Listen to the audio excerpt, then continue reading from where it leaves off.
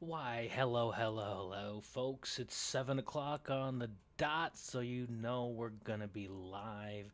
I told you guys a couple times now, we're gonna be doing this every single day going forward, trying to make sure that we get you guys the absolute best tech help available for the price of tuning into TikTok.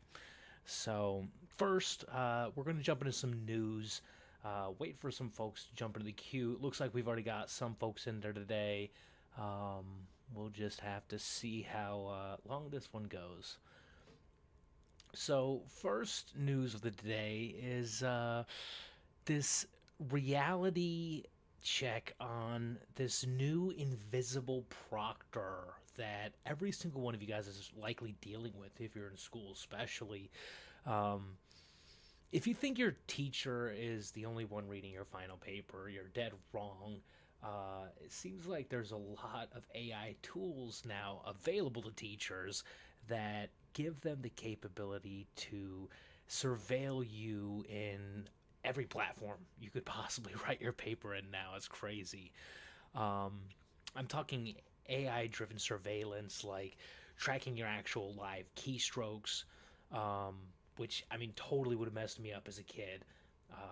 I was famous for writing out entire paragraphs about I hate my teacher, this is stupid work, blah blah blah, and I would just do that to make sure that I would make sure a paragraph went there. Kind of dumb, but truth is, I would have been so cooked, bro. Like, I mean, this is huge, and I wonder how many students have already been caught. Actually, comment down below if you're a person who has been caught by one of these programs, not just cheating, but saying something crazy like that. I definitely want to know. Tell me your stories. But they watch you type real time, and they're measuring your speed. They're measuring how long you're pausing between words, how often you're hitting your backspace key. Truthfully, I think that's a little bit beyond the pale, from my liking, anyways. This tech is sold to schools as a way to stop cheating and a way to prove more academic integrity. But the truth is, I don't trust the teachers to be checking this, honestly. I think a lot of you guys are probably in the same boat.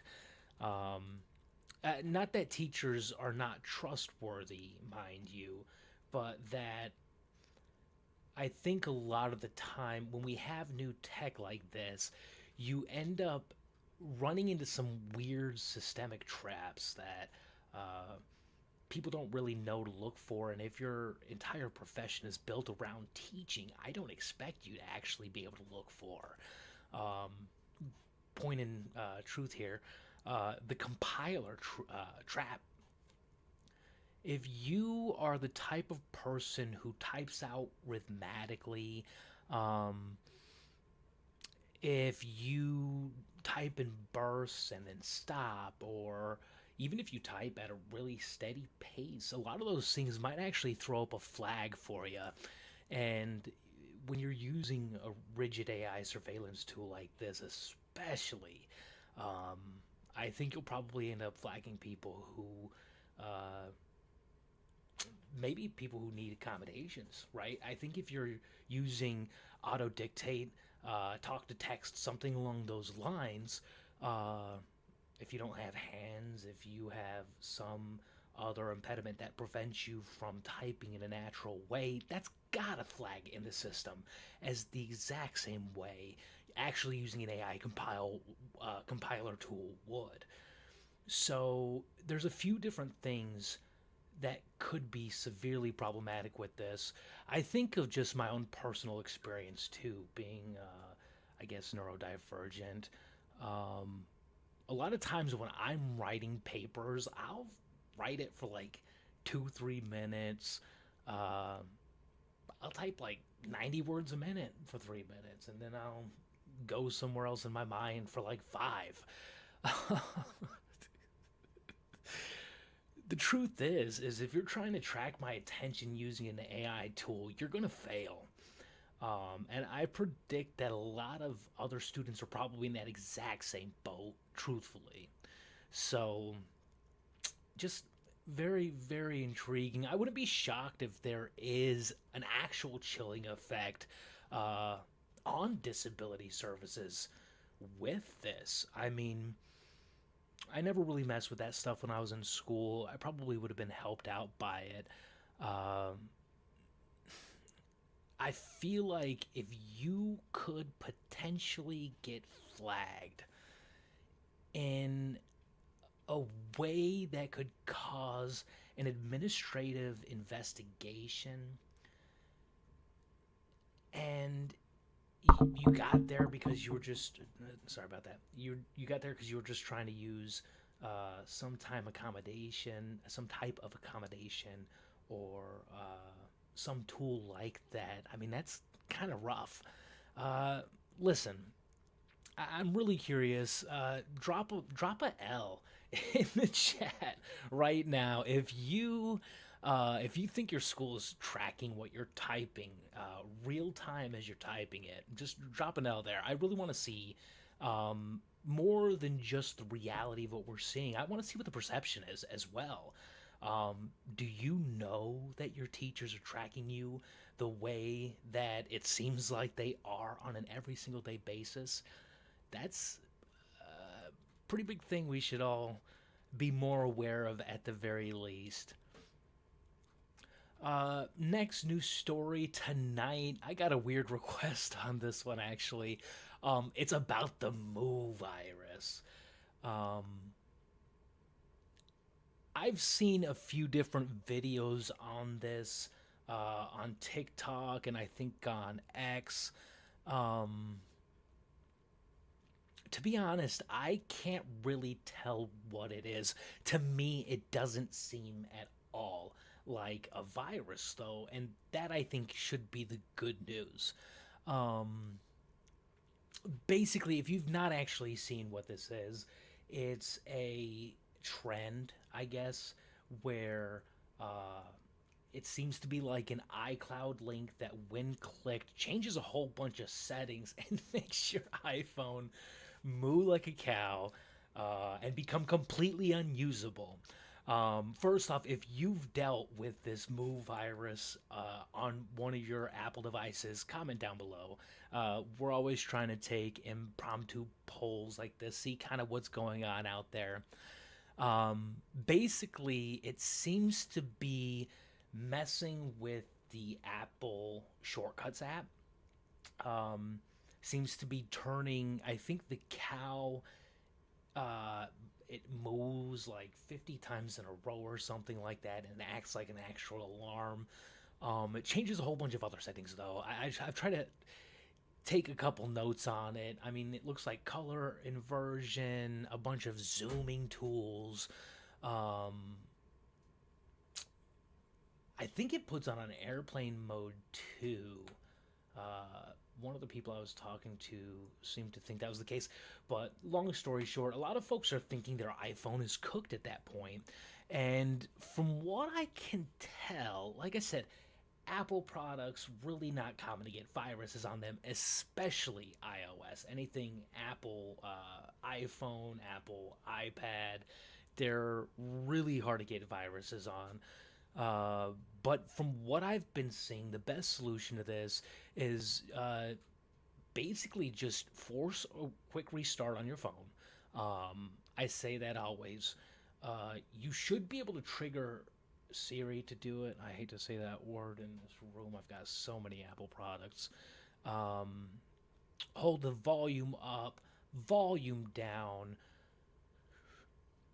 hold the power button as well. You're going to do that. It's like 20, 30 seconds. Keep doing that. Keep holding it. And then eventually you're going to see that Apple logo again.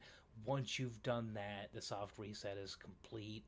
Um, the other major thing, um, the zoom, there is there's a method. If you double tap the screen with three fingers, uh, it turns on one of the disability services, I think, for Zoom. If you do that, you can kind of zoom out, punch in your passcode, because that seems to be what the issue everybody has with this. Is it starts making all this racket, and then you can't really get your passcode in that easy. So if you do that, go into settings at that point.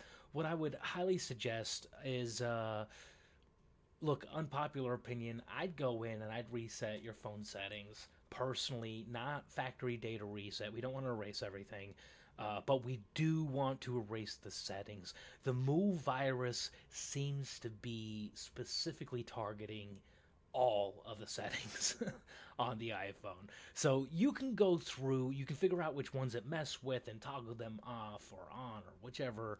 Um, but I would just go ahead and reset the network settings, or I'm sorry, reset the actual settings on the phone.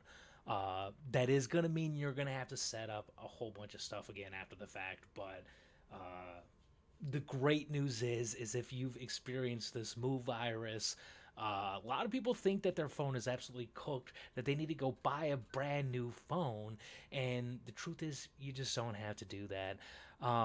Let this be a lesson, though. Stop clicking on random iCloud links from strangers. Uh, it sounds like a lot of them are coming from like school fight videos. I totally get the allure for that. Uh, Not worth it though. Maybe it is. I think some of y'all are having more fun with this than you probably should. Drop a cow emoji, like I said. If you're somebody who's dealt with this cow virus, comment too if you find this thing funny. It seems to me anything that could have disrupted the last couple weeks of school before summer uh, could just be a fun, harmless prank in a way, right? Uh, this next story, I didn't really know how to cover it. It's not really widely available news anywhere. Um, but I wanted to take some time and talk about a lady named Sarah Wynne Williams. She was the former director of public policy at Facebook, and she just filed a federal lawsuit against Meta. Why did she do this, you might be asking? Well, because Meta has successfully used a private, secret arbitration system to completely strip away her right to speak. I've seen this a couple places now where people are doing an interview with Sarah herself, and one I forget what show it was. It was on X, I think. But the lady had to stop the interview and was like, "You gotta go. If I want to talk about this news story, you cannot be physically present on site." The truth is, if you think the First Amendment protects you, we've kind of seen time and again that's just not the case. I really hate to come on here and have to say anything political, really. Um, but we already saw some of the chilling effects in the past with the federal government using these social media organizations to crack down on free speech. And what's really interesting with this case to me is it's just the social media companies doing it themselves. We have to have a real, real conversation about what's going on in the West, predominantly, but especially in the US, where someone can release a massive number one New York Times best-selling book but can't talk about it. That is terrifying. Look, I don't care where you line up on any of the weird free speech questions that are out there. This story in particular is crazy. And I mean, they're demanding like $50,000 for every single violation.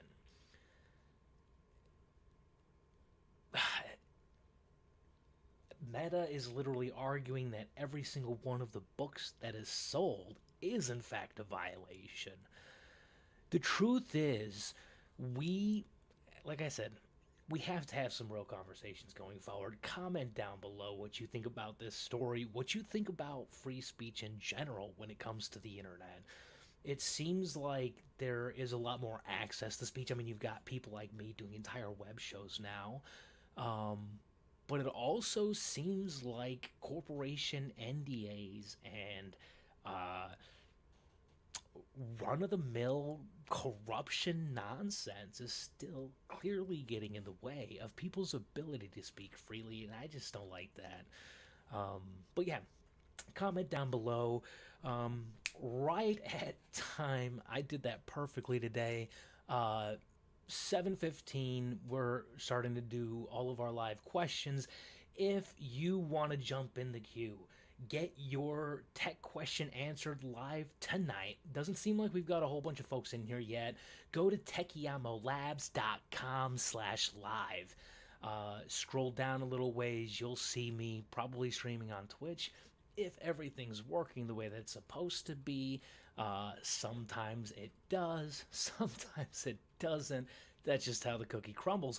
But if you're in a boat where all your stuff isn't working the way you expect, jump on there, throw your question in. I always tell folks, make sure you use as much information as you can in the description box.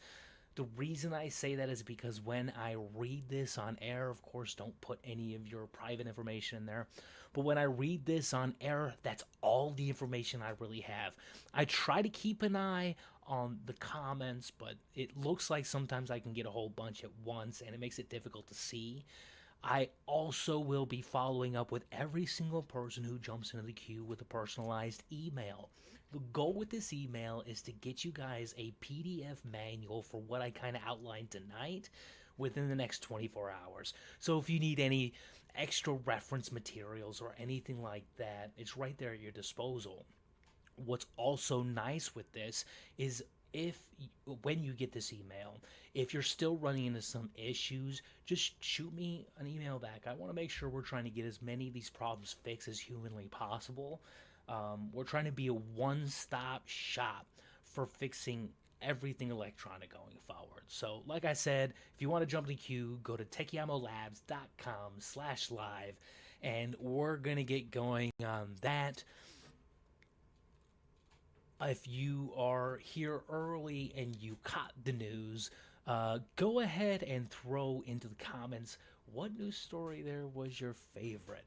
We're trying to have some really good news stories that are also not super weird, jaded, black-pilled, or political, which means it's awfully hard to do anything news in 2026. But we're going to take a look, see what we can do there. All right, so our first question comes from... Hold up, gotta get this bigger because my eyes are old. Jiffy Lou and a whole bunch of numbers. Jiffy Lou has an Xbox. I can't turn on auto low latency mode on my Xbox. So I get this one quite a bit actually. And a lot of times, so I always have my, what I call lazy diagnostics. What I mean by that is, let's do the easiest step first, make sure it's not that, then do the next step, which is going to be a little more complicated. So what I would do in here, I would go to your TV picture settings specifically, make sure that game mode or enhanced HDMI format is active for the right HDMI port, whichever one you've got, your Xbox I think it was, plugged into. Same is going to be true for your PlayStation 5. Um, on your Xbox, you're going to go to General, TV and Display Options, and confirm allow auto low latency mode is checked.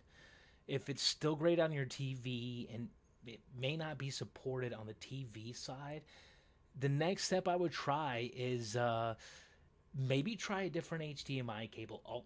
Absolute ton of times an HDMI cable is just old or got swapped around in a move or something like that. Happens all the time, in fact. If you do not have an HDMI 2.1 and an HDMI 2.1 port, you're not going to get all the same push through that you would on other types of devices. So I say that keep this in mind um, anytime you're dealing with anything, really.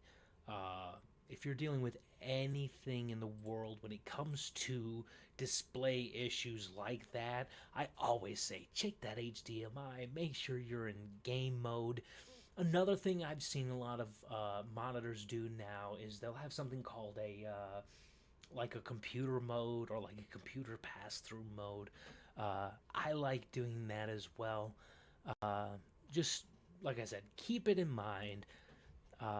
But I'm gonna go ahead and mark you as complete here today because I think honestly that should do you fully. Let's see.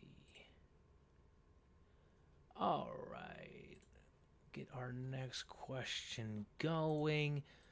Like I said, if you guys want to jump into the queue, go ahead and go to techiamolabs.com/live. Jump into the queue there. I have to approve people individually, so don't write anything raucous. I don't have time to read a whole bunch of these things in between my questions. I don't really want to spend a bunch of time doing that. Anyways, let's see. All right.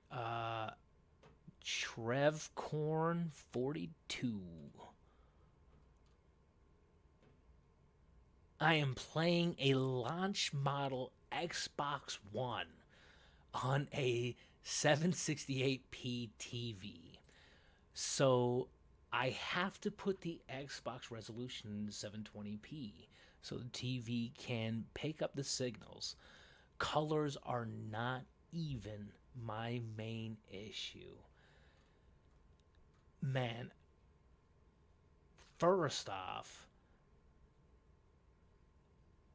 wow, that is, I honestly, hats off to you. I think that's amazing.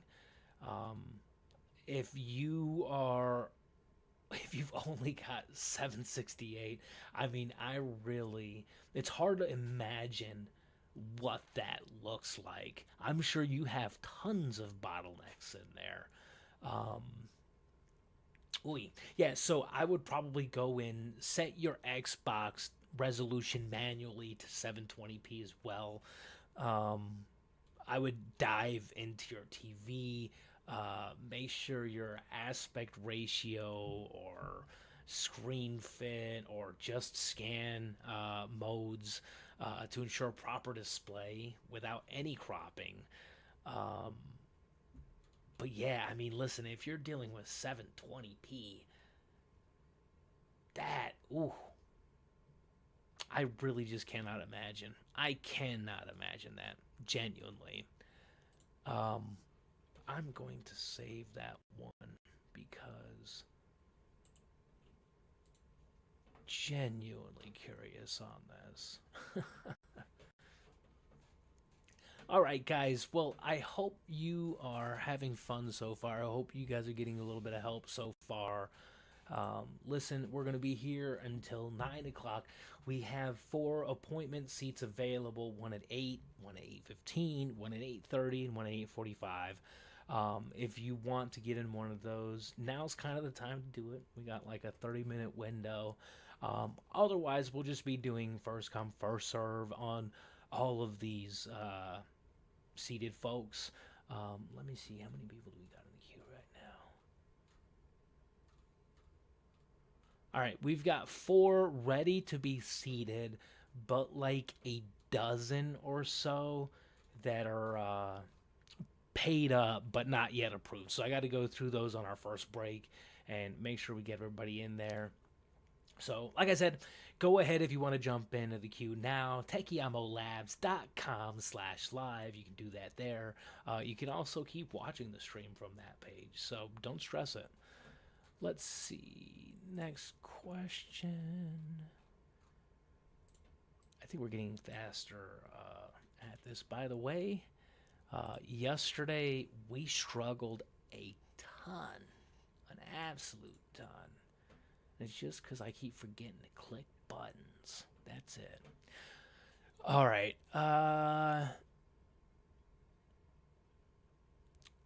Arsen Vasinovsky, PS5. Mine beeps every 5 seconds with no light. I tried changing my HDMI cord and the power cord and plugged into the wall and still nothing. Also cleaned inside it. Please somebody help me. All right. So it sounds like your PS5 is probably experiencing an internal hardware failure. Usually, when you're getting repeated beeping and flashing lights like that, or without the power lights, or without video output, uh, despite any of those attempts and changing those cables around, we're probably talking about something internal, unfortunately. Um, a lot of times, it's going to be your PSU, could be your South Bridge on the motherboard. Uh, Truth is, this is where I have to start being careful with my words on this. I want you guys to try to repair everything, especially if you think you're going to throw it out anyways and just upgrade. That's the only way I learned. That's the only way anybody really is going to get really good at tech setup and repair is just through junk and junk affiliation. You know, if junk catch me on this number, I'll shout your products out. But in all seriousness, if you have a PSU issue, first off, I want you definitely respond to my email because what we're going to do with your situation specifically is I want to make sure we've got some diagnostic tricks up our sleeves where we can kind of guesstimate whether it's your PSU, whether it's your South Bridge. Um, Sometimes it seems to be just some random other motherboard issue. But there are ways to figure it out, even sometimes without opening up the device, which is nice. And that's what we always aim for here, anyways.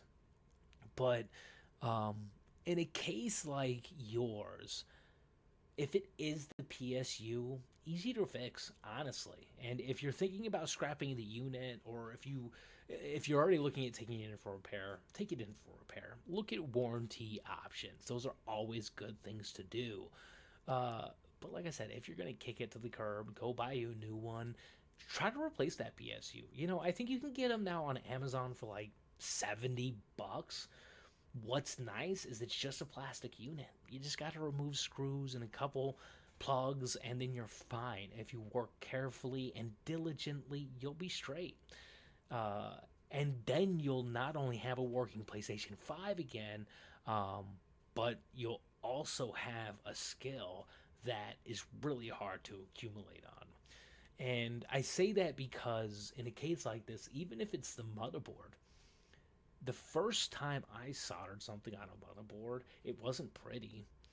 It worked though. Not the first time, not the second time. I didn't even pass continuity test the first 2 times. But on that third time, it worked almost too good because I put too much metal on the contact points, and that was also a learning experience. But the thing is, you don't get good at this stuff without trying it. You can take in motherboard for a Southbridge repair for your PS5. You're probably looking at like guesstimate 100, maybe 150, $200, somewhere in there. Um, but if you had the skill and you had the tools, you're probably talking.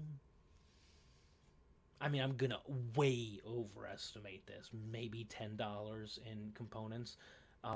That's if you have to actually solder something on a motherboard. There was an issue years ago. This was one of the ones that taught me how to micro solder, which is way harder. It was a PMA 8084 chip on the Samsung Galaxy Note 4.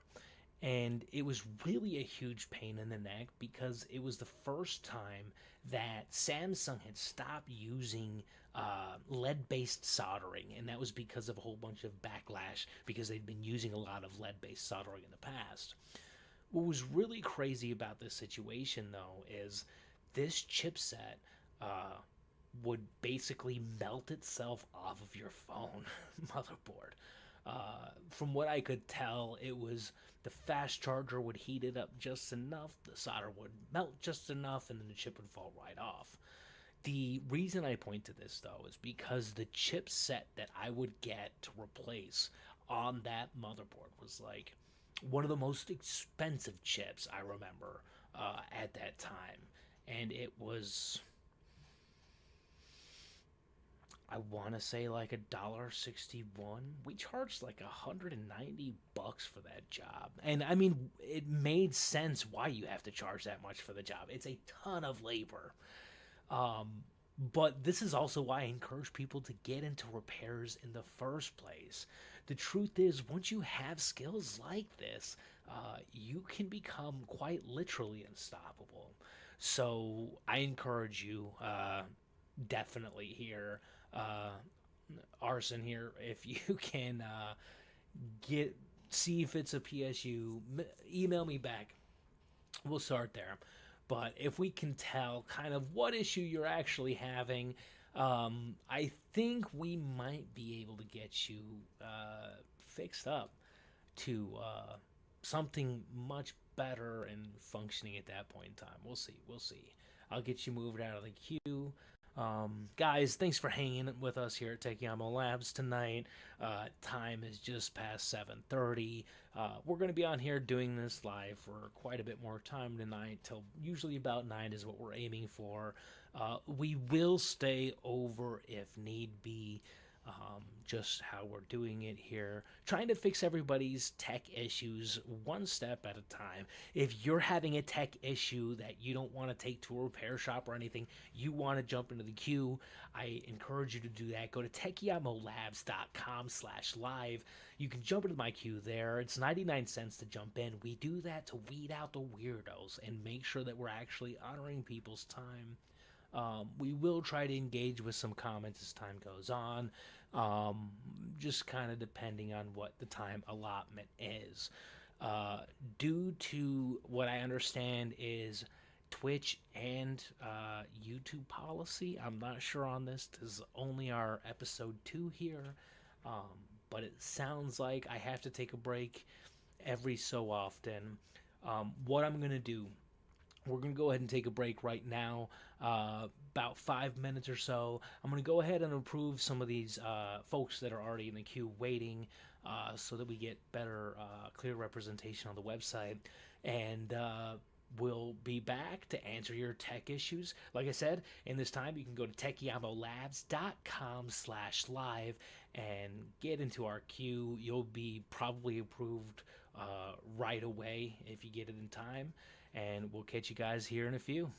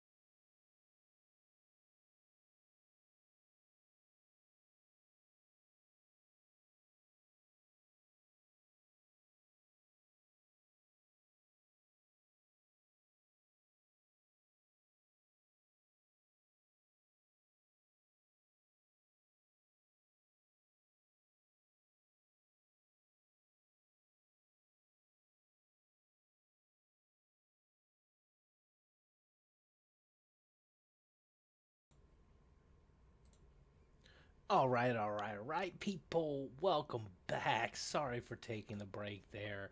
I had to get a couple things straight in our queue.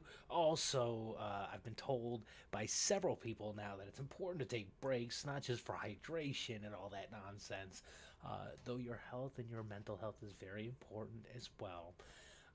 The most important thing when taking breaks is ad breaks. If you're on TikTok and YouTube and X, I don't think this affects you guys. I was kind of looking at it on our break. It seems to be a Twitch only thing. To be honest, my Twitch account is like 5 days old, let's say. It's not old at all. So if somebody can come out here and tell me what actually takes place on Twitch, just comment it there. I'd really like to know. It's one of those things that doesn't seem stupendously important until it is. And then when it is, you can't do your job or whatever it is you're trying to get done. So yeah, I would love to know. Love to know what you guys think. That we're going to jump back into our questions. It doesn't look like we have any appointments booked yet, so we're just going to go in the order which they've paid to. If you want to jump into the queue, now's still a good chance. We're going to be answering them probably until they're all done. It looks like we've only got 12 people in the queue now, so you got a fair shot of getting it answered tonight if you get in there now. What's really nice with our process is you can actually jump ahead or jump to the top of the queue if you're willing to do so. We charge because I've noticed that weeds out a lot of nonsense comments and makes things a lot easier to try to navigate when it comes to this. Go to techiamolabs.com/live. Not only can you watch us there live on Twitch, but you can jump into our queue and see even some of the questions before they come up. This next question comes from J Pen H. Their device is a PS5.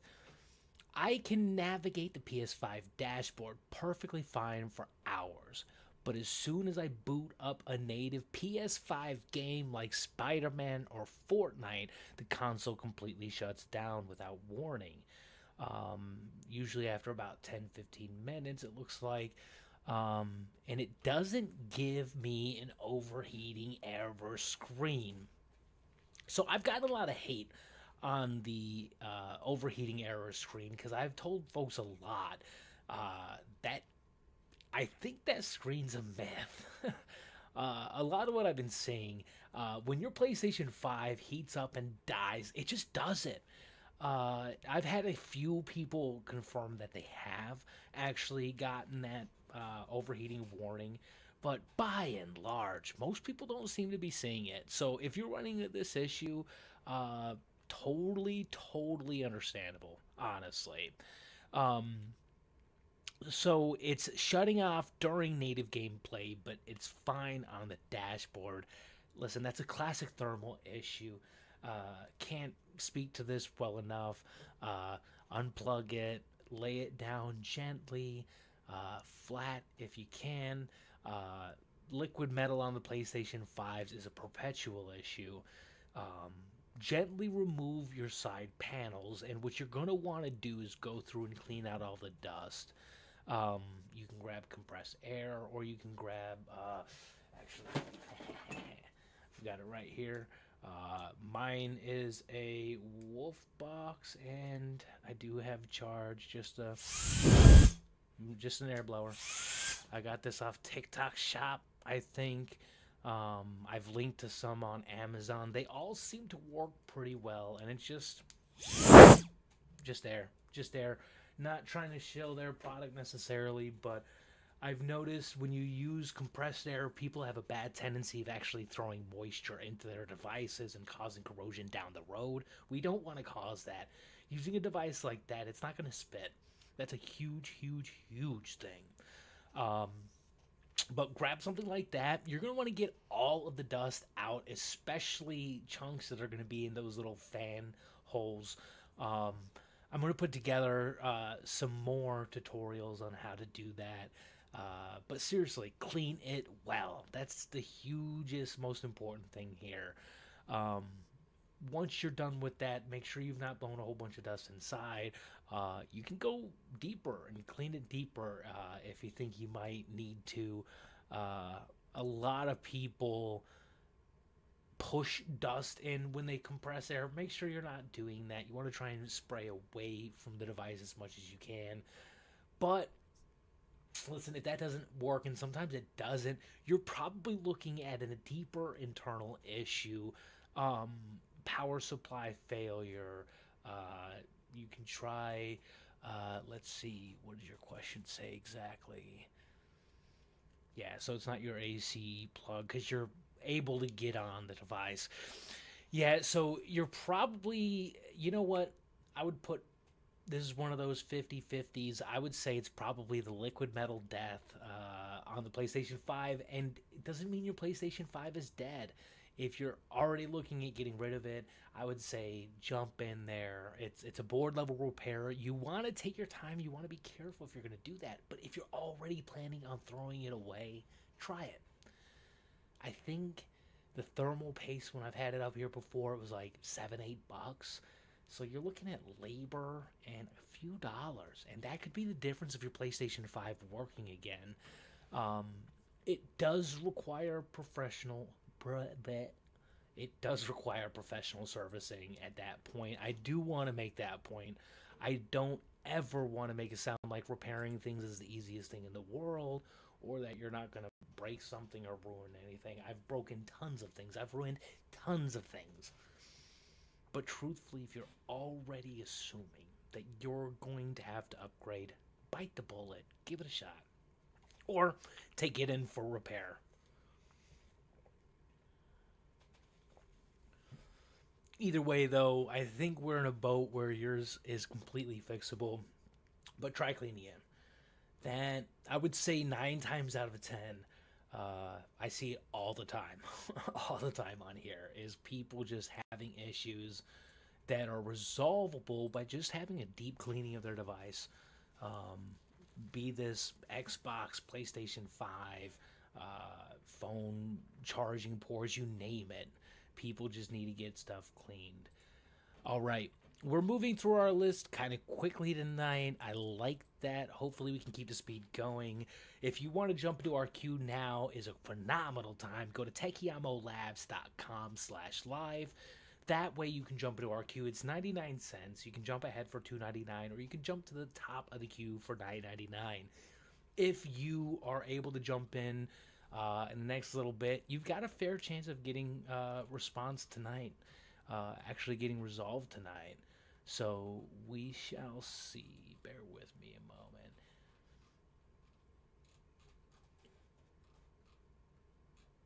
Lost my page with my queue. Sorry about that, folks. Need to stop getting gung ho on leaving pages while I'm on my live. All right. Next question comes from at Howie on TikTok. It looks like. Thanks for the support, at Howie. Uh, the device is PS5. My console's stuck in a loop saying cannot start the console and forcing me into safe mode. This is an interesting one. So, first, if it's putting you in safe mode, maybe take the hint. I would maybe go rebuild your database using that safe mode that it's putting you into. You'll need to reinstall all your system software. Truthfully, I mean, this problem sucks. You're not going to have any of your data going forward. You're going to have to log into a whole bunch of stuff. It's going to be like setting up a brand new PlayStation 5. Um, I would maybe download the reinstallation file to a USB drive, then use safe mode. I think it's option 7. Somebody correct me if I'm wrong there in the comments. This is going to wipe all your data, so make sure you've backed everything up.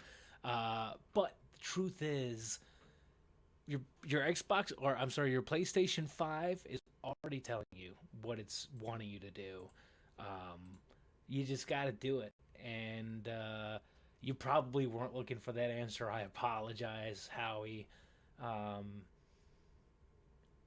There's that not a better answer than that though. Truthfully, totally fixable though. I really think safe mood loop on PS5 is pretty all right. Pretty fair chance of fixing that. We'll send you the email, Howie. Get back with me. I want to know how this actually goes for you. See if you do actually need some hardware support. Sometimes that does happen. Not that often, but we'll take a look. We'll take a look. Mark and use resolve for now. All right. Let's see. Guys, again, welcome if you're just getting in here. This is a tech support live session. It's our episode 2 here on July 1st, 2026. If you have a tech issue and you don't want to get off the couch, you just want to maybe sit here on TikTok Live, YouTube Live, Twitch, or X and get your questions answered, easy to do. Go to techiamolabs.com/live. You can jump into the queue there. It's 99 cents. That way we weed out all the weirdos and we can only deal with tech stuff from there. We're going to be doing this every night. It's almost 8 o'clock now, so probably another hour or so. We may go a little over, just depending. But my goal is to make sure we're getting as many tech situations fixed as possible. So, like I said, go to techiamolabs.com/live. Best thing about that website is you can keep watching us on Twitch on that website while you're keeping an eye on the queue. Next question comes from at HillyBees93S on TikTok. Thank you for the support. The device type is a controller. This is the first time somebody tried that. My controller only charges if I hold a cable at a specific upward angle. If I let go, it stops charging. Do I need to solder a new port on? So, yeah, I mean, this one's a pretty straight shot, Hilly Bees. The truth is, with this one, I would try a charging cable first. Um, I would. It doesn't seem like you said that you have. Yeah, I would try a completely different charging cable. 9 times out of 10, though, if you are having to bend a cable, that's a charging port. You're 100% right. Being that you brought up, do I need to solder a new port on? I think you might be the type of people that should give it a shot. Um, Assuming it is in fact the port. Like I said, let's weed out the cable. It may be that still, but truthfully, yeah. I mean, realistically, you're in a great boat. Also, um, charge ports are not that expensive to replace at all if you know how to do it. If you have the right equipment already, the equipment is what ends up being a little bit expensive on the front side. But yeah, I would say go with God and do a good job. Give it a shot. Do what you can on that. But yeah, if you can figure that out too, you're going to save an awful lot of game controllers in your lifetime. That's the other major thing that I think a lot of people don't actually highlight when it comes to repair. I've saved tons of electronics that would have been junked otherwise, and it's the easiest thing to do at this point. Anyways, it wasn't when I started, but definitely wasn't when I started. But yeah, a lot of times when you've got on any device, this seems to be pretty true. Also, don't know why a lot of remote controls still use micro USB instead of USB-C. It's crazy to me, but whatever. Um, Tremendous brake capabilities on those just in general. So, yeah, yeah, I would probably go about replacing that myself or replacing the controller, of course. Not as far as fall from grace to have to do that, which is nice. Let's see here. All right, guys, we are getting through all of our queue pretty quickly, pretty quickly. About 59 more minutes in the queue. I think we'll get through everybody tonight. If you want to jump in and get your tech questions answered, go to techiamolabs.com slash live, and you can jump in our queue there. Uh, we love making sure that we can get tons of tech solutions for people. I'm having a technical issue on my side, so I'm going to put us on a very, very brief hold. Um, Maybe like a minute or two, see if I can get this reconfigure, and I'll be right back, guys. Thank you for bearing with us.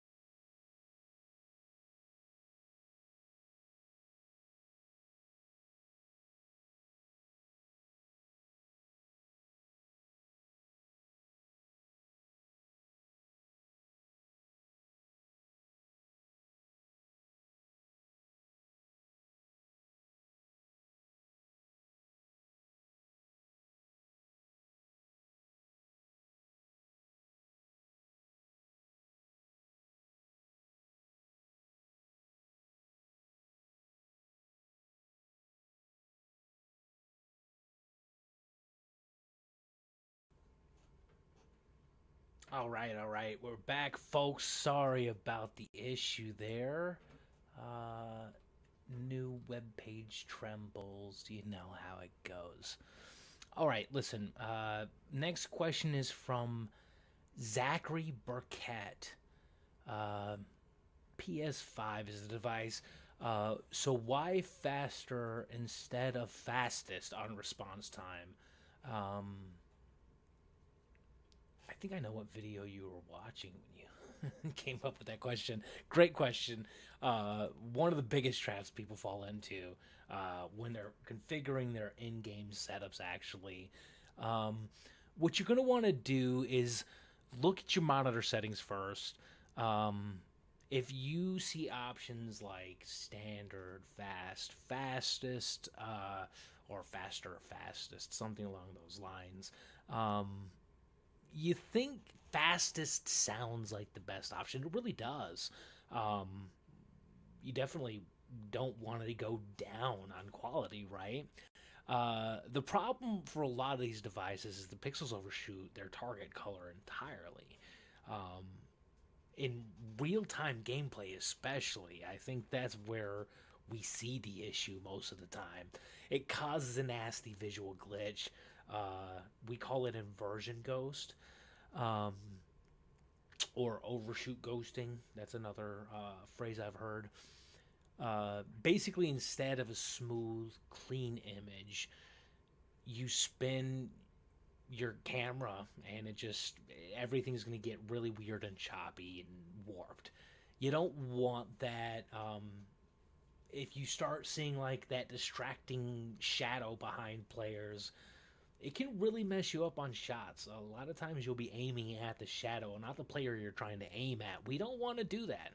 So pulling back one notch to the faster instead of the fastest, you get the absolute lowest response time. Um, so yeah, it's gonna help keep your images a lot clearer overall. So keep that in mind. Um, Thanks for joining the live, guys. We're doing live tech support here. So if you want to jump into the queue, go to techiamolabs.com/live. We're answering as many of these as we possibly can, as quickly as we can.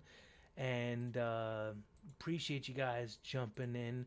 Comment down below, by the way. I haven't done this yet tonight. I'm very disappointed in myself. We are doing an unofficial poll. I want to see what kind of game you're playing on what. Seems to me that a lot of these big studios are carrying water that I don't know that they can that they can continue to carry. What I mean by that is you look at GTA 6, way past its due date. I've heard people say things like they're concerned that when it does actually come out, that there's already going to be dated references in it because I mean it was like it's been delayed so much now. It's been a decade in the making.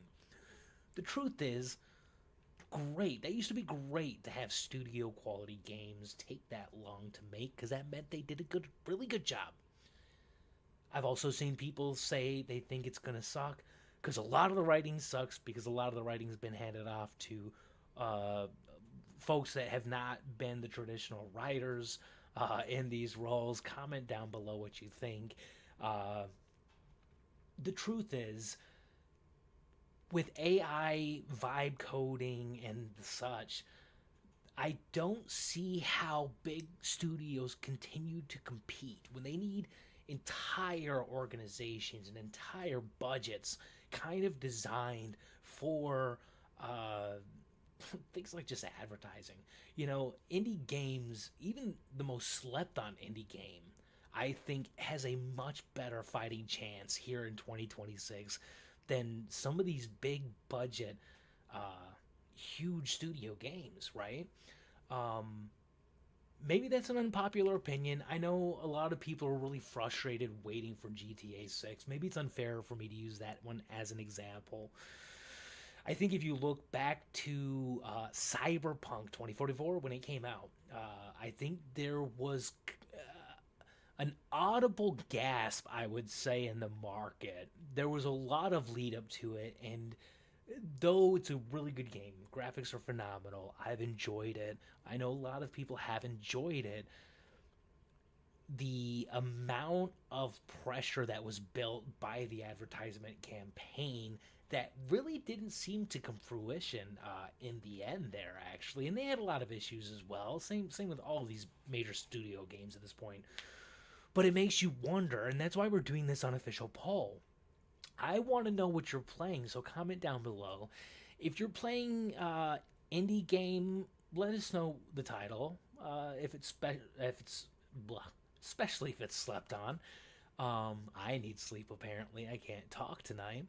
Um, or if it's a big studio game. Honestly, I'm a sucker for big studio games still. I have been playing up Spider-Man and God of War recently. Never really been an indie guy myself, but the truth is, I keep hearing these murmurings in my friend circles. A lot of people moving towards indie games. Now, another major point I have with this is in regards to Hollywood, because we kind of saw the same hollowing out effect in Hollywood over the past several years, and it's strikingly similar to me. And now that you've got movies that are box office sensations like Obsession, which I think the budget was like 700 grand, beating the pants off of The Mandalorian in theaters. Um, I don't even remember how much money they spent on it, but it was an ungodly amount. And not just one, two movies did this to The Mandalorian. The other one was The Backrooms, a movie made by somebody who does what I've been doing. Um, that's crazy to think about. And again, stupid small budget, stupid fast to the market. Didn't need to spend a whole bunch of money on advertisement campaign because, truthfully, especially in the case of the Backrooms, if you know about the Backrooms, you know of the lore behind the Backrooms. So in the story, you almost have a built-in advertisement mechanism that's going to function for you. In the same way, I think big studios are going to get their lunch taken from them by these indie games. So I kind of want to know, like I said, let me know what are you playing out there, especially if it's an indie game, especially if it's flying under the radar. We want to see. We're going to keep going through and answering all of our questions tonight. We've got quite a few more still going. So if you want to jump into the queue, go to techiamolabs.com/live. That's going to be the fastest way for you to get tech help out of us. I've been trying to get you guys through comments and messages, and to be honest, it's a huge mess. We're not doing that anymore. This is the new way.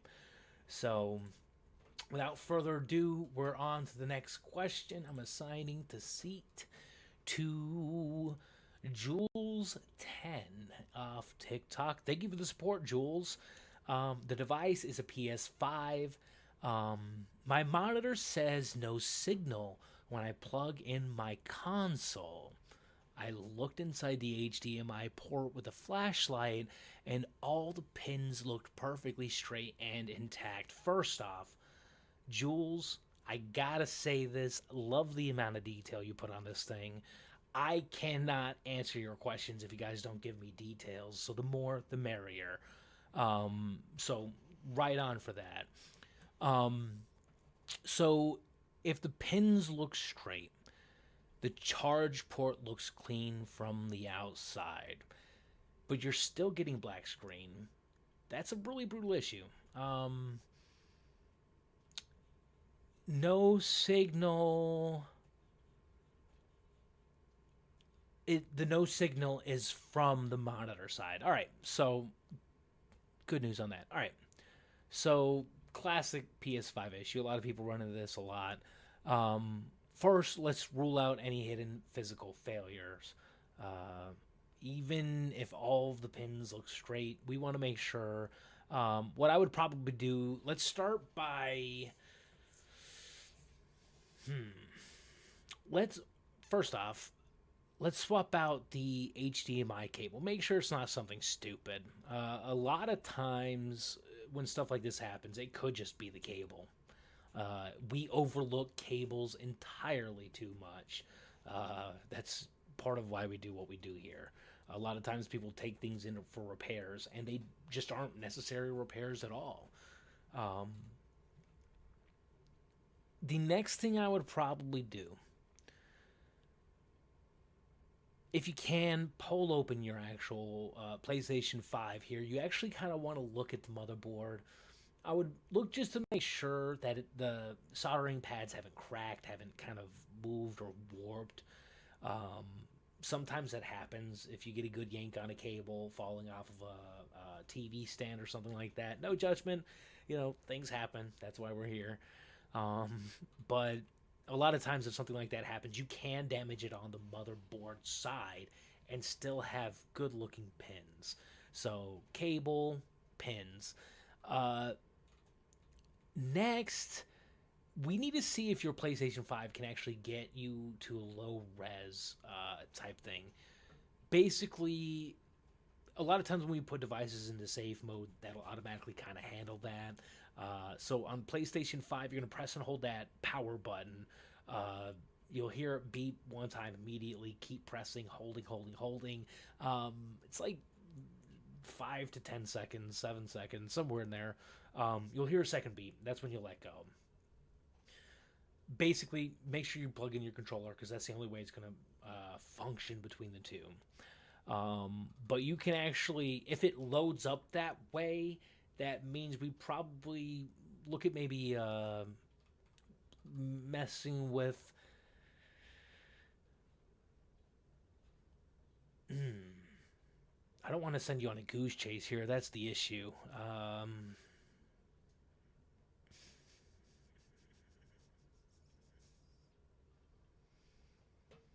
Thank you guys for jumping in.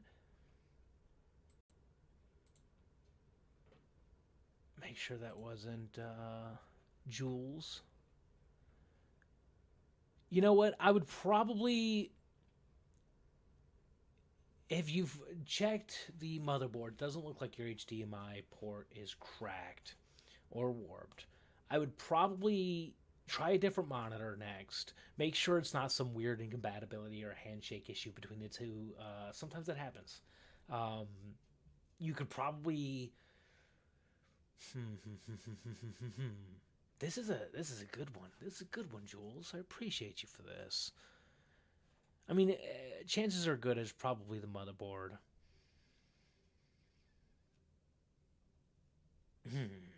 You could probably change the what is it called? HDCP, I think.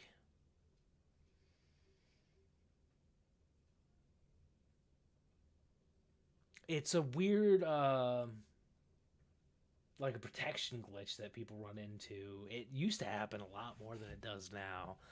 Um, but yeah, listen, if safe mode won't even show up, we're probably looking at uh, probably the HDMI encoder chip actually on the motherboard, which is really a not fun repair if you're not accustomed with repairs.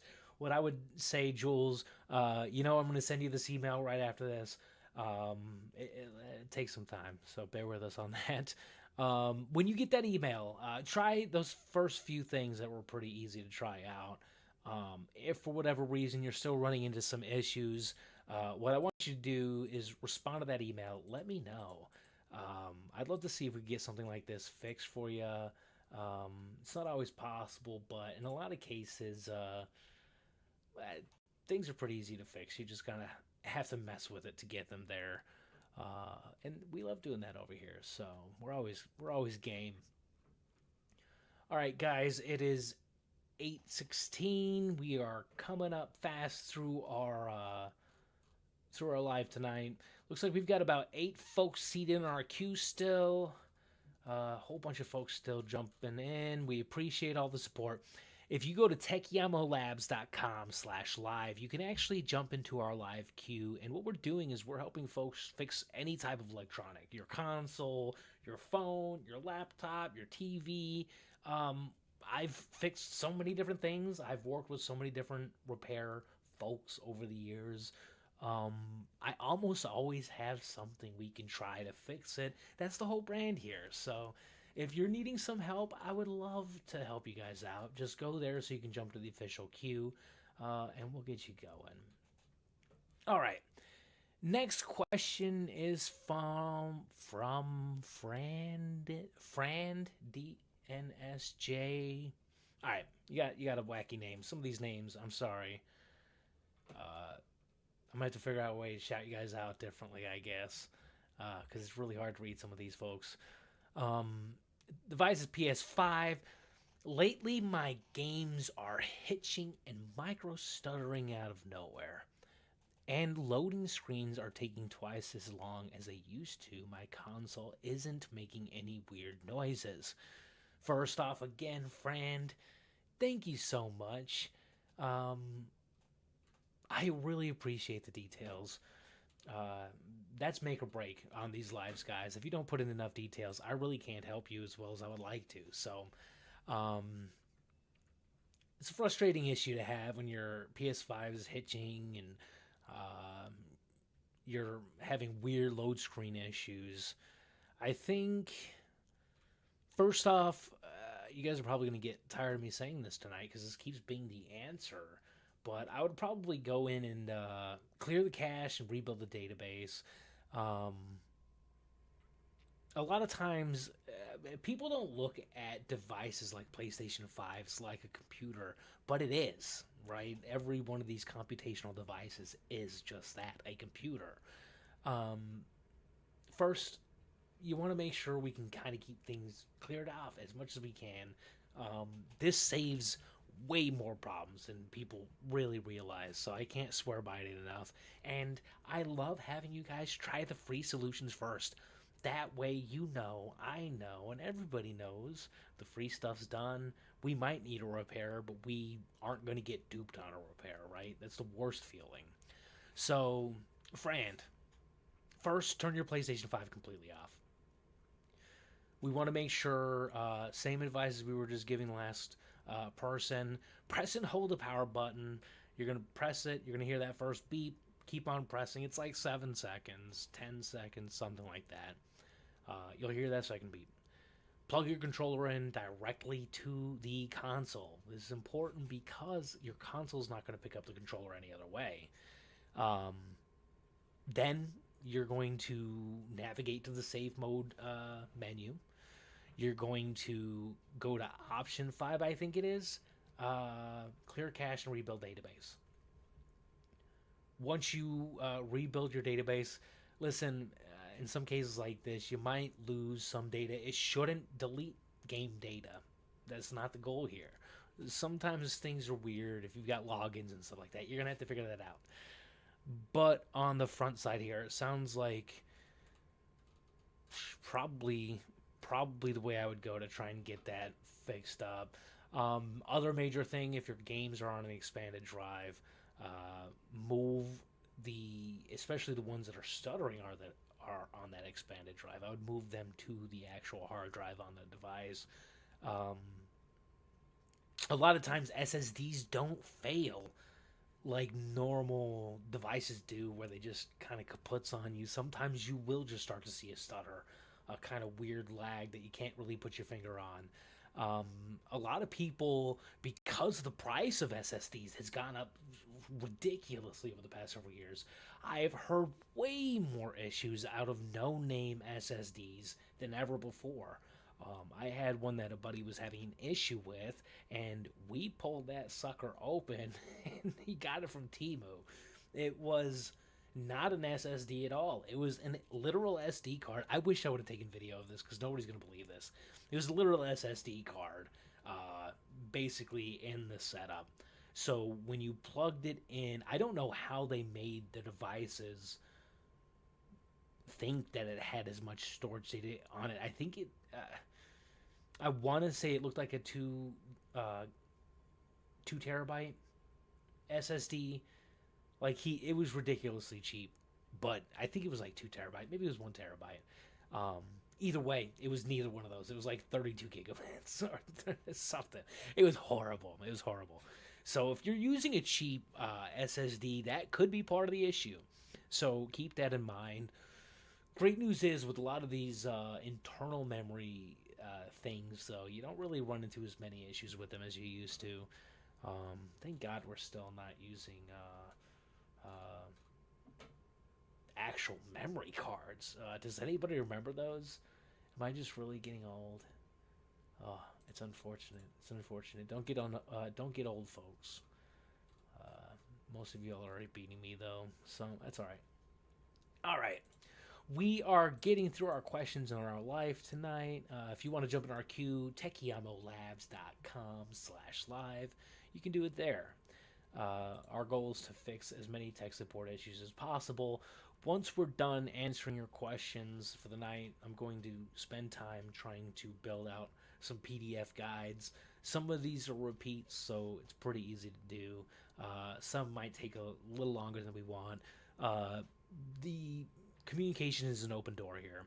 My goal here is to make sure that if you guys have questions after the fact, after we've engaged on live, that you can email me back and I can take my time, look at it, we can work together, see if we can get you a good solution. A lot of times that's what it is for most folks. Um, so just throwing it out there. If you want to get in the queue, techamolabs.com/live. I'm losing my mouth today. I don't know. It's just taking vacation, I guess. We're moving on. So next question is Ellie B on YouTube, I think it was. Hello, Ellie B. She's got a PS5. Whenever I launch a graphic-heavy game, my console fan spins so loud it sounds like a jet engine taking off. Why is it doing this, and will it damage my system? So I love this question. First off, you got a good amount of detail in there, so I can actually answer you nicely. And second off, this is a common issue. I would say I would say of all the PlayStation 5 issues I see, it's something along these lines or the liquid metal issue. And I know people hate hearing that, and almost every time I have a live or any type of video where I say that out loud, somebody loses their crap on me in comments. You're such a liar. There's never been liquid metal issues with PlayStation 5s. But go ask any repair shop anywhere that even opens them, and like it's obvious, it's an obvious issue. um Truthfully, that's probably not your issue though. Leb, a lot of times when you're running into issues like this, it's just because you've got actually just too much dust in there. So step one, I would say, what I like to colloquially call, the dust catcher in your PlayStation 5. You got to clean that out. Go into the PlayStation 5, physically unplug everything, pull off the white panels, get all the dust, especially the ones in the vents and especially the ones in the little squares that are on the plastic housing of the motherboard. A lot of times, what happens is your PlayStation 5 is just choking. That's it. And it's trying to puff, puff, puff, let me get more juice. And it sounds loud because it's having to whir that fan faster and faster, trying to compete with heat that it will never be able to get out because, again, it's choking. So, once you do that and you've got all the liquid metal, or I'm sorry, you've got all the dust cleaned out, then we can take a look at the liquid metal issues. The truth is, liquid metal is a huge pain in the neck. I always suggest if you're thinking about throwing out the device, try to fix this part first. But if you've kind of done the dust cleaning and you really don't have a reason for your device to be overheating, and listen, sometimes you need to do even more cleaning than that. I've got a video out there where I've got folks where you can actually see where I am taking apart a device all the way down to the PSU level and wiping and dusting everything. The reason we do that is because if you don't, what might end up happening is you're going to be kind of pushing dust in further as time goes on. So a lot of times, like, dust can get really deep in there. So don't just think I took off this white plastic, I wiped a couple bits off, and now we're good.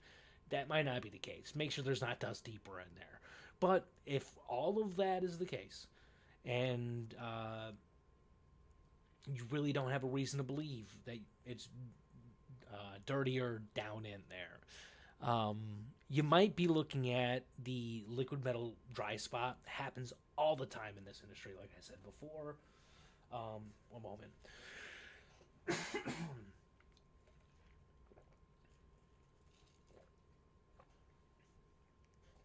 um, if you're not looking at liquid metal at that point in time, you might just be looking at a bad fan. Something I tell folks to try: put your ear up close to the fan and listen for like a metallic squeak. Sometimes the ball bearings in those fans do go bad. In fact, like every device everywhere, you might need to replace that. Um, it sounds like we're dealing with just a loud fan, so check that as well. I would probably do that before I tried liquid metal, unless you're really confident in your capabilities. The fan is a pretty easy repair, and I think you can get them pretty cheap on Amazon. Not bad at all. So give that a shot. Give that a shot at the very least. Hopefully that helped Ellie. All right, we are getting through our list today, guys. Appreciate y'all being here with me today. If you want to get jumped into our queue, what I want you to do is go to techiamolabs.com/live, where you can jump in and ask your question there. Use as much detail as you can so that we can actually help you out in the one live. We'll send you a follow-up email, and I mean, it's actually me sending this. I try to automate a lot of work away, but this is one of those that I've not handed off to a third party. It's me literally just emailing you these PDFs when I get them created.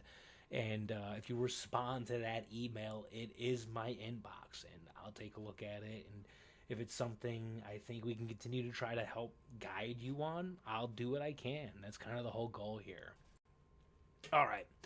So without further ado, we've got seated with us today at Trek 45.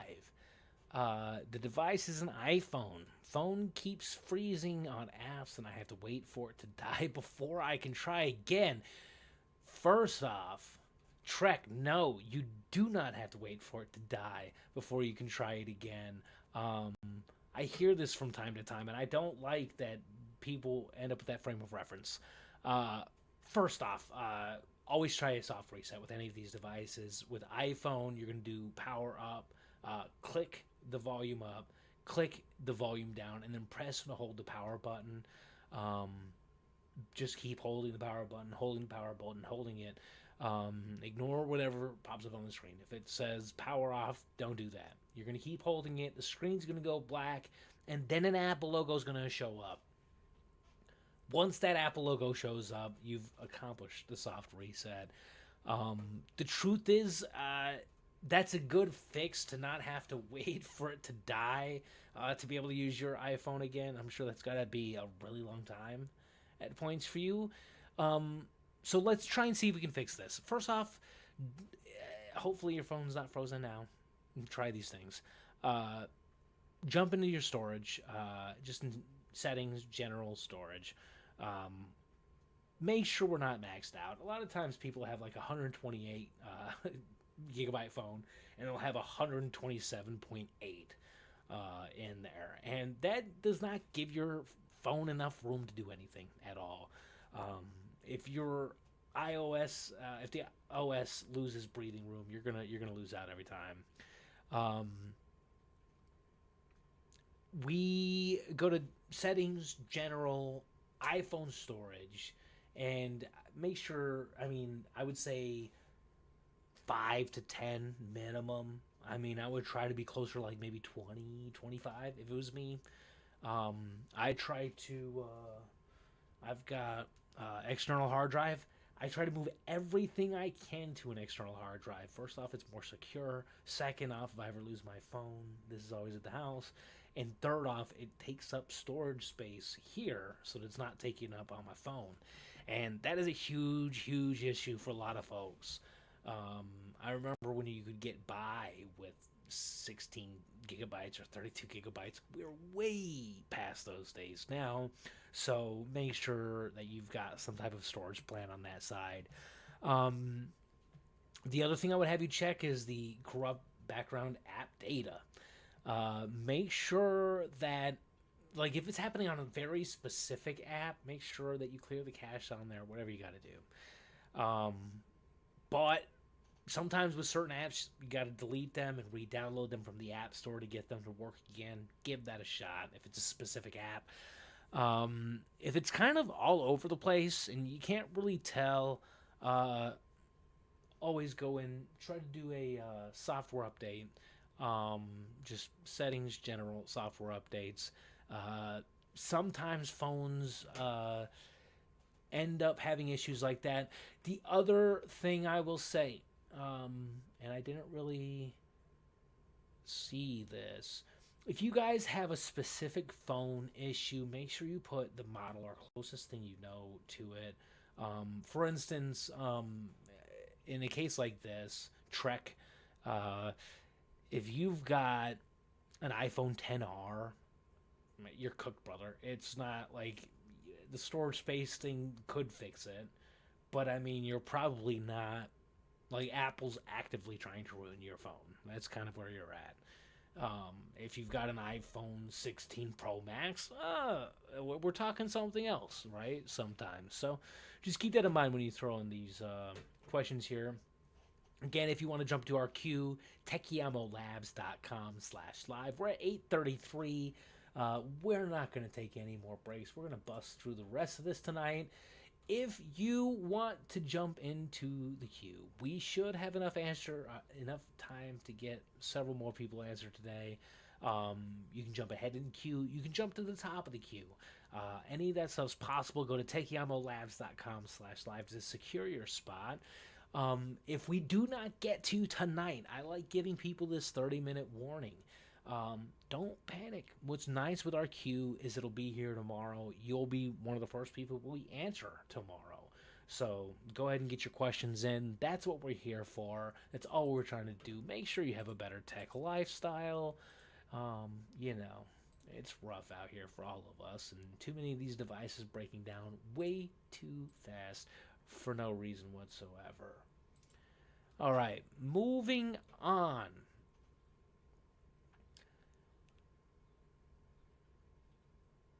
At Gongfoon, if that's a bad thing, moderators, I apologize. Somebody let me know. The device is a PS5. My PS5 died. Bleh. My PS5 died the other night, and it won't come back on. Just a flashing blue light on it. What do I do? All right.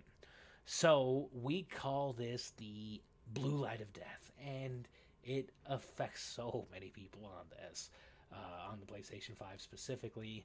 Um, you know, just like every one of those such and such of death, it just, for most devices, it could mean the end of your device, but it doesn't always mean that. So, step one, let's do a cold reset. I would clear anything you can out of that. You know, go to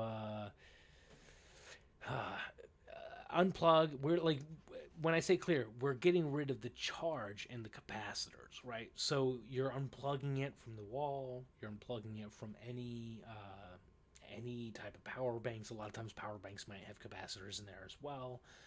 Leave it unplugged for like a full 2, 5, 10 minutes. You ain't gonna hurt it, right? Uh, while it's unplugged, I like doing this before I plug it back in just to make sure that I actually did it.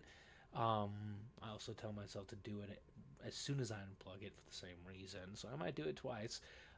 Press and hold the power button for 10 seconds. In doing so, you're draining all of the juice out of your PlayStation 5. This doesn't hurt anything on your PlayStation 5 either. This is just a power reset. It's something that when people are having this issue, we want to try a few different things, make sure you're not going to continue to run into those issues.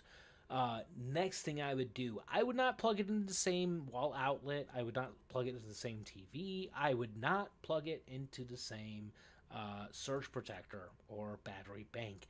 I would go maybe plumb to the other side of the house, plug it in there, and then test it. Plug it directly into the wall. We don't want anything in between. We are trying just to test the PlayStation 5 at this point in time. Um, Make sure that you've done this. In doing so, you've unplugged both sides of the HDMI cable for the same reason. We're just trying to have all the handshake stuffs kind of stop so we can try to reconfigure it when we power it on next. So the next step is a little bit tricky because you can only do this if you get some power, right? But I would go into safe mode first thing. If you do get some juice going, press and hold the power button on the remote. Um, as it's kicking over, hold it for like 7 seconds. You'll hear one beep, then it'll go to two beeps. You're going to want to go through select option 5, clear cache and database. Clear cache and rebuild database. Uh, or option 6, reset PS5. Um, make sure things are backed up before you do that last one. And again, that's only if we're able to get it powered on. In a lot of cases, your PlayStation 5 is going to throw you right into the safe mode when you run into this issue. So I wouldn't even stress that too much. So keep that in mind. If you can't get into safe mode, this is where it starts to get a little bit of trickiness. You might be dealing with liquid metal spillage. I've seen this a few times, not on devices that haven't been opened usually, but if any of the liquid metal has actually gotten out of there and has actually kind of bled over into some of the other circuits, you might be killing your device just like that. Try a new AC cable if you've got an old PlayStation 4, Xbox, it's all the same cable. Try a different cable. Sometimes those cables, it's a very low fail rate, right? But they do fail all the time. It's just kind of the fact with electronics in general, so keep that in mind. Um, you might have an APU problem, and this is actually, I like this question because there's kind of a dual thing here. We've got the power rail, which when it goes, you run into an issue. Um, Basically,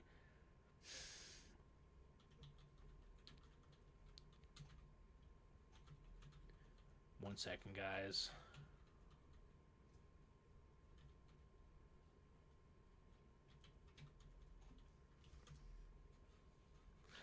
Basically, if you're trying to figure out if it's one of these two issues, you've got an APU, which is the actual power unit of the PlayStation 5, but you've also got a component on the motherboard called the power rail.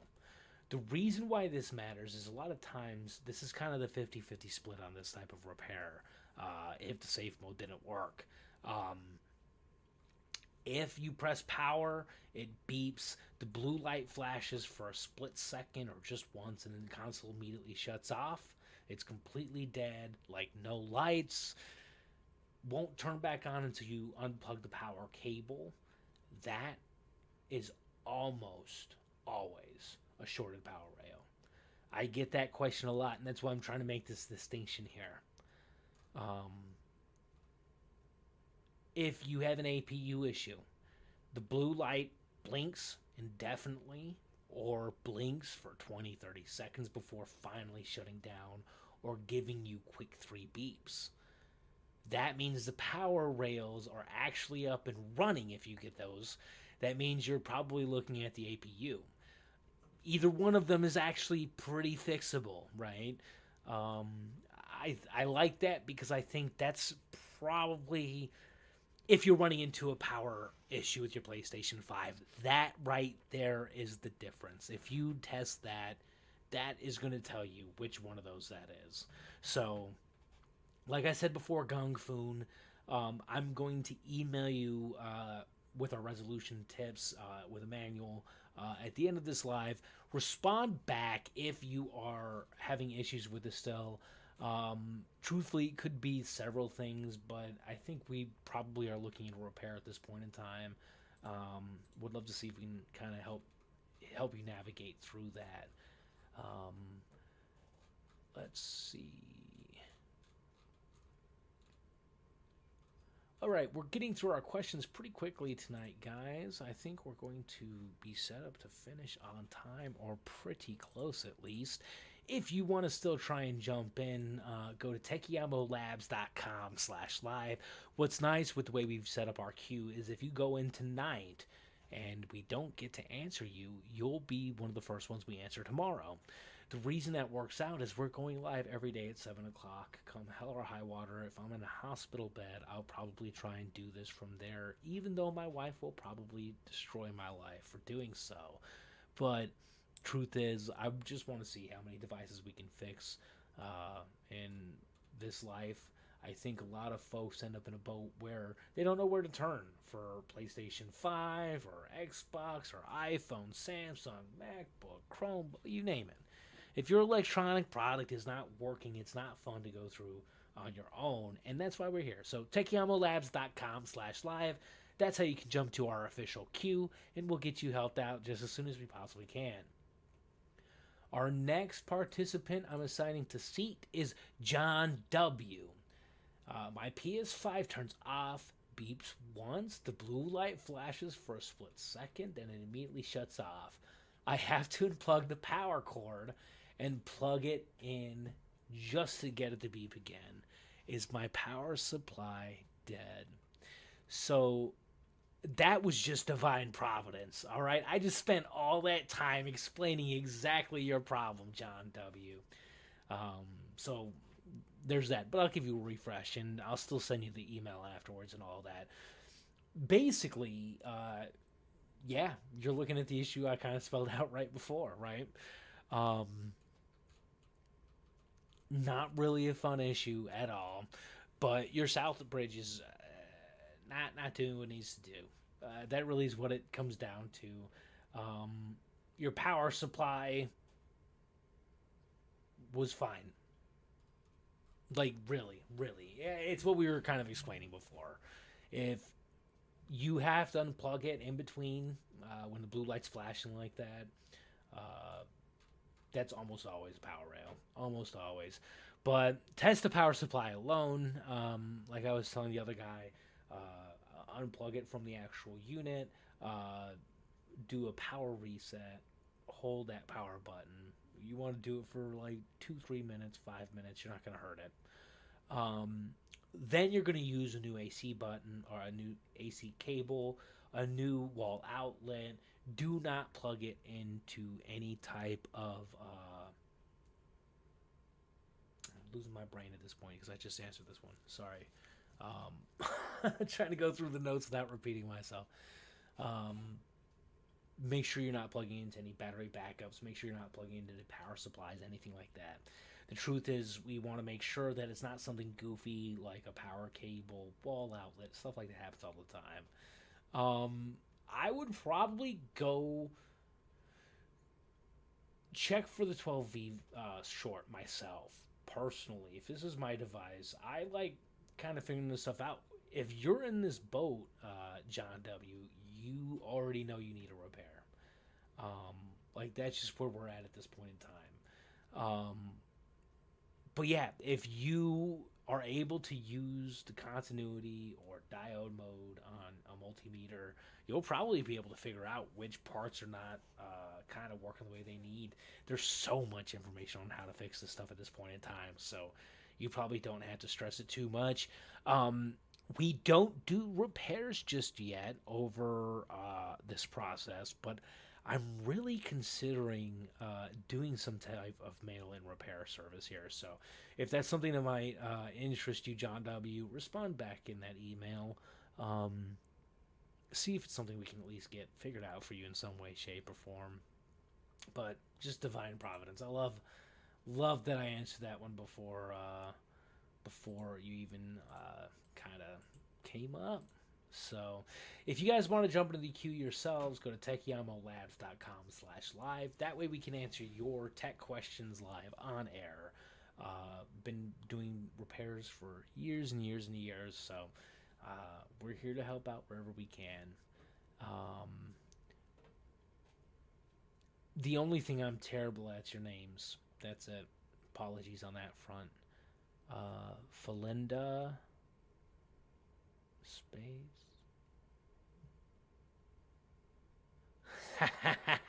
Fill in the blank.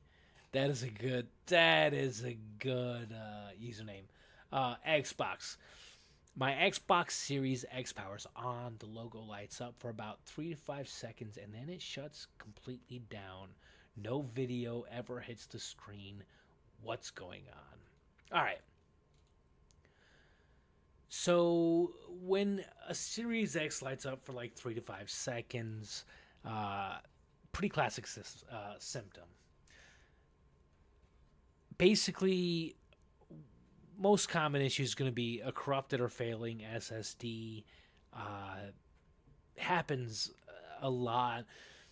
What's weird with Xbox that I've noticed, and this is a weird one, but if you've opened one of the Series X's, things are weirdly set up in there.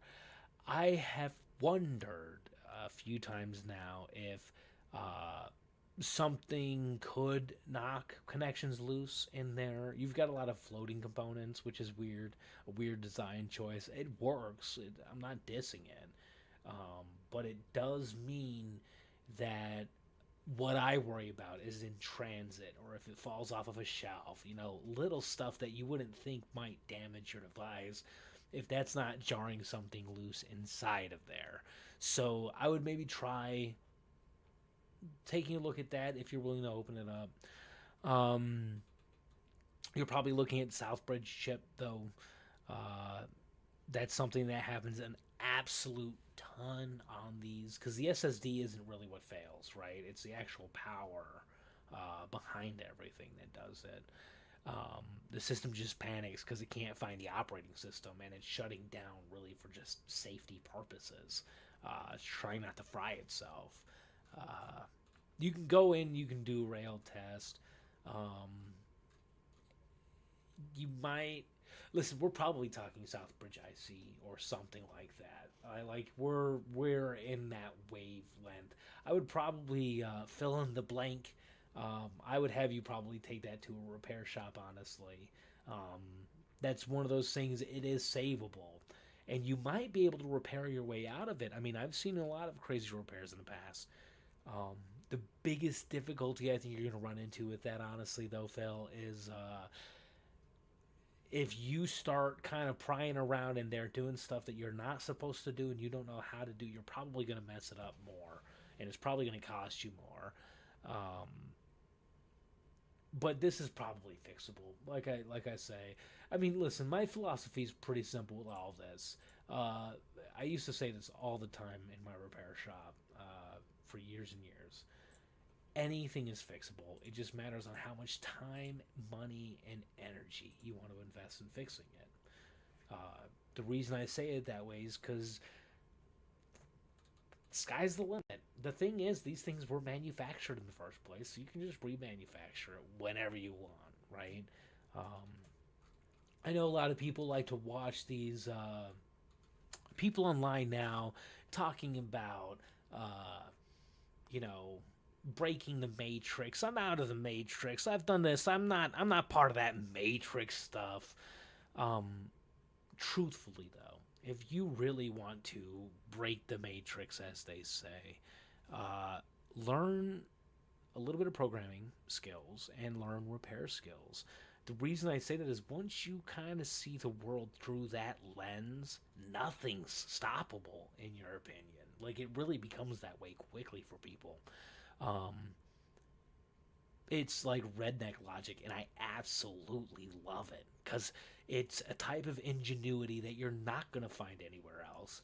And when it exists in stuff like electronics, it's what has gotten us to this point. Steve Wozniak was a schmuck hanging out in a garage, soldering stuff to a board. And this entire new world of computational reality was put upon us.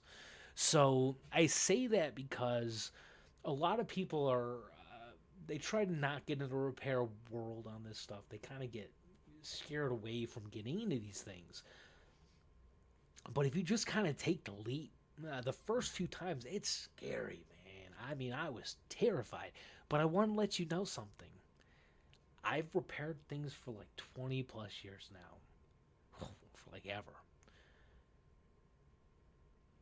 There's not a time I'm not scared. I have repaired thousands of iPhones. Like, I don't even. I've not counted. I wish I had. If somebody said millions, it wouldn't necessarily shock me. Um, I used to yeet out so many of those things. Here's the thing: if you kind of can get behind repair logic, everything starts to look like everything else after a minute. And once everything starts to look like everything else, you start to realize I don't have to be stuck in the parameters that Apple leaves for me, or that Samsung leaves for me, or that GoPro puts me in. A lot of people get stuck in the ecosystems now, and to me, that's a choice. And listen, it's a choice I've made too. So I'm not looking down my nose at anybody. But it is a choice. And we can all do differently by learning programming and hardware skills. None of it's that hard. Comment down below if you're in programming, if you're in hardware. I'm trying to link up with as many people as I know in this industry. Um, we're trying to really change things in this world. See if we can get people going down a different path, thinking a different way about their electronics, about the way all of this stuff works.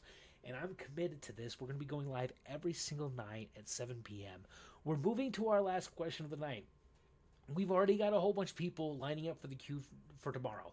I love you guys. I appreciate you guys. I'm here to help you guys. If you are watching this now and you're like, I don't got time to jump in now, don't stress that. Go to the queue, techiamolabs.com/live.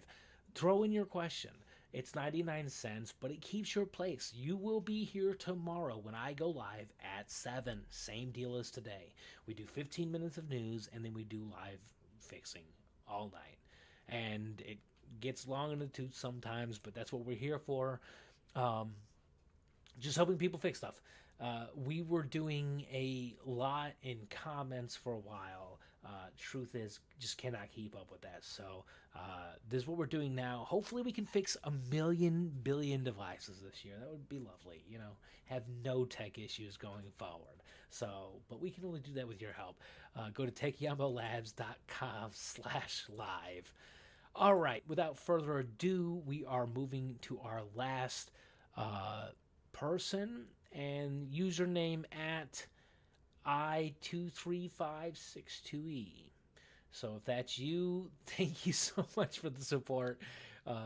These usernames, I might have to put a section in there for putting in a first name so I can call you by something other than I don't even know what to call you, honestly. I'll call you L23, I-23, L23,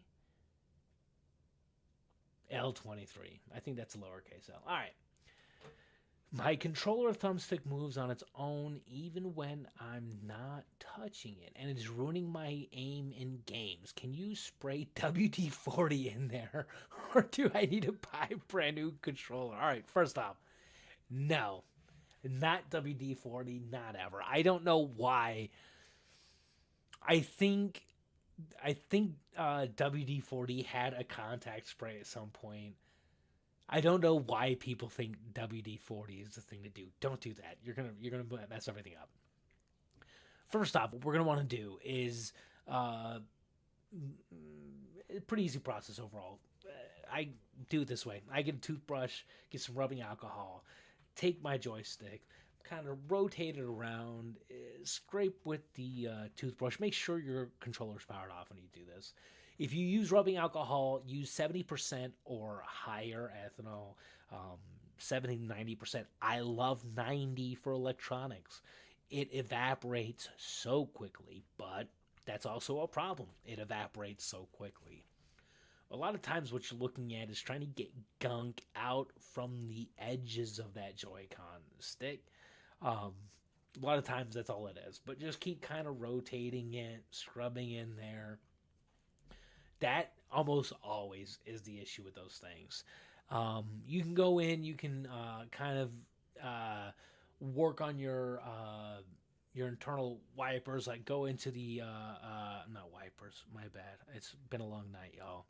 Um, you can kind of go in and adjust how the sticks feel in game, make them more or less sensitive, kind of depending. I've noticed that sometimes helps a little bit. You can also try the Hall Effects joystick module. I've seen those help out, especially if it's already worn away. Sometimes that's all you're dealing with. But yeah, most 9 times out of 10, we're talking about just trying to keep it clean. You're really just having to go in there and just scrub it. Same with the buttons. Um, I say this as much as I can. Remove the battery on. I don't think. Yeah, you didn't say what device it was. If you can remove the battery, do that. But deep scrub these things, man. Especially if you said the key word, my least favorite word. Do I need to buy a new controller? And the truth is, maybe. But try this first, right? That's what we always want to see, anyways. All right, guys. We are 3 minutes early for a guy that talks so much. We did pretty good tonight. Um, we got our queue handled as fast as we can. Uh, what I want you to do, if you're still here, first off, thank you so much for hanging out with us tonight. We're here just fixing electronic issues, getting some quick text news out, and seeing where we can get to every single day. I'm thinking strongly about opening up a couple other live streams. Tell me what you guys think. This is going to sound lame. I had ChatGPT analyze my skills in Fortnite, and I don't want to pat myself on the back too much, all right? But it said top 25, and I like that. I like that. I'm not going to lie. I would like to see if I could get out there and I don't know. I feel like there's a ton of people doing the online gameplay. I never thought that I was any particular type of good. But if it's something you guys would like to see, you think I'd be entertaining while doing it, shoot in the comments, shoot me a DM, whatever. I'm always trying to see what other fun things I can do on here, and I think that would be a great one. And what I would probably do is after I end this stream, get through the PDFs, and then jump on live that way. Maybe we'll just do an after show. I don't know. This is a work in progress, and I'm here with you guys. Anyways, this is David G with Techiamo Labs. It's been a pleasure hanging out with you guys. If you want to get in the queue early for tomorrow, go to techiamolabs.com/live. get put in there, and we'll get you guys taken care of as soon as we can. We're going to put a lot of these things back out as clips. So, as always, appreciate you guys' time, and can't wait to help you guys out tomorrow. We'll see you then.